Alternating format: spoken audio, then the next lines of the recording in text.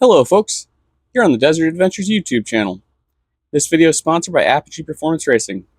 You know that chain and sprockets are dry and need some lubrication. Go get some awesome chain lube at apogeeperformanceracing.com. So previously on the channel, we've been riding, racing, and modifying an X-Pro Storm 150 DLX. It's been a great budget bike to show off that you don't have to spend $10,000 or more to go out and have a blast on a dirt bike and even go have fun and race it. But the little 150 has lived almost 3,000 miles underneath me now, and it's going to go live at greener pastures and underneath a rider that's not going to be quite so rough on it. So I am stoked to show you my new 1996 XR600R. Picked this up for the same price used as what we got the X-Pro for, and now this is going to be the new Desert Adventures Air Scramble and Enduro race bike. So I'm excited to show this thing off and make some new content with it. Let's go for an adventure and check it out.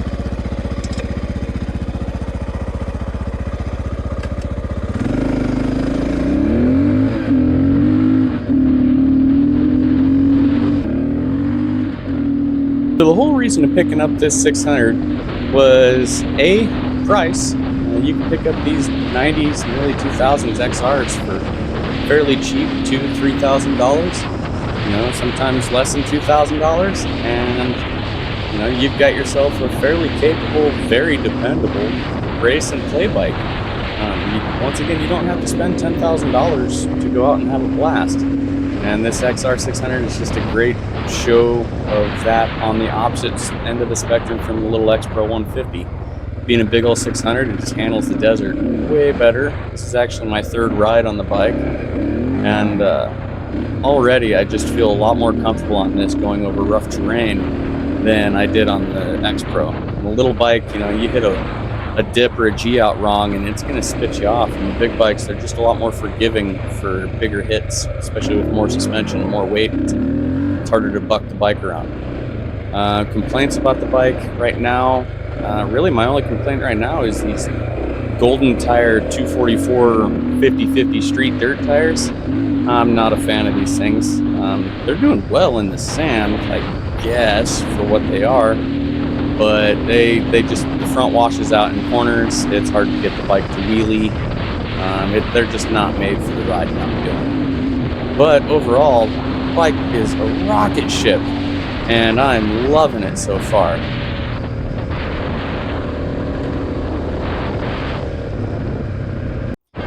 So during this ride, I ended up going from the sand washes up into a little higher elevation, up into the juniper trees and the cactus. But I actually, speaking of these bad tires, ended up shredding the rear tire, and it didn't deal with that very well. So ended up with a flat tire, and good riddance on these things because it was time to upgrade. And that's because I have a set of Tusk D-Sport Adventure heavy-duty adventure tires. These things should hold up much better than any moto tires or anything like that. They're not going to get quite the same traction that an enduro tire would get, but they'll hold up and last the whole summer on me. So, got some good desert tires on her now. Be able to get some traction. Let's go check her out. At least I thought I was going to get traction. Turns out at 18 PSI or so, these tires don't really get much traction, at least not in my opinion, not on this bike. With my weight, I'm only a 160-pound rider, so they weren't working for me at 18 PSI. And after the back tire just spun going over this lump here, I knew it was time to drop some air pressure out of this tire. After that, I dropped both tires down to 12 PSI, and that worked way better. Now I'm liking this. Now 12 PSI might seem a little low, especially for a bike that big, but these tires were so stiff. I mean, it was really difficult to get them spooned on by hand with my little hand spoons, but we were able to get it done. And now, with the right pressure, these tires are doing pretty well. You can wheelie up the bumps and not feel like the front end's just going to drop because the back end just spins every time I hit the throttle. They're doing a hell of a lot better than those 50/50 street dirt tires. And yeah, they're not washing out in the corners, and you can actually throttle out of the corner. And they ride like normal knobbies. You feel good. I got the 140/80 18 in the rear, so big fat B in the rear, and the front's the standard 90/90/21. Rides pretty well. I just need to get used to riding this big bike. Any mistakes at this point are my fault.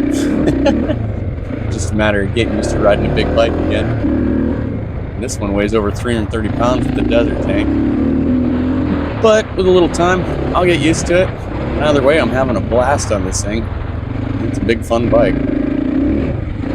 And the bike shows another route that you can take to have some low-cost, affordable dirt bike riding or dirt bike racing. No matter if it's an older XR600R like this, or if you're a newer rider, a smaller rider, you can pick up an XR200 or a CRF 150. Or if you have more experience, go pick yourself up a used XR400 or XR600. And the bigger XRs are fairly quick and super reliable. You're not going to end up having to rebuild it every year, do a bunch of engine work, change the oil and adjust your valves, and they'll run for a real long time.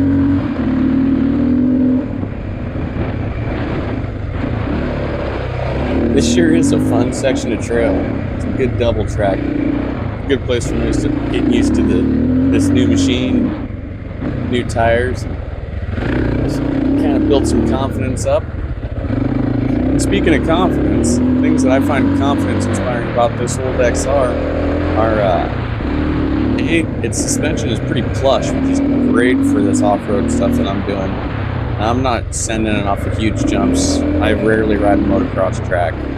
If I do, it's part of a Grand Prix race or something like that. And so yeah, I love the softer XR suspension. Like I said earlier, I'm only 160 pounds, so it runs great for me. I also love the torque of this big 600.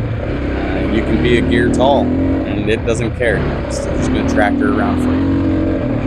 Something else that boosts my confidence with this bike is the XR's known reliability. These air-cooled bikes are just pretty hard to kill, and yeah, that makes me feel comfortable taking it out in the desert in any races knowing it's not going to strand me. Its weight is actually confidence inspiring. It does pretty well, partially I think because of its weight, especially once you get the bike moving. Then the weight's actually kind of your friend until you need to stop fast. And in some enduro stuff, or let's say I stall it on a hill climb, that is where one place, or dropping a bike, that its heavy weight is actually going to suck. And I'll figure it out, because I know either way it's going to be a ton of fun. Because you're on a dirt bike, and it's hard to not have fun when you're on a dirt bike, especially if you remember that. So thanks for watching my video, introduction video of my XR600.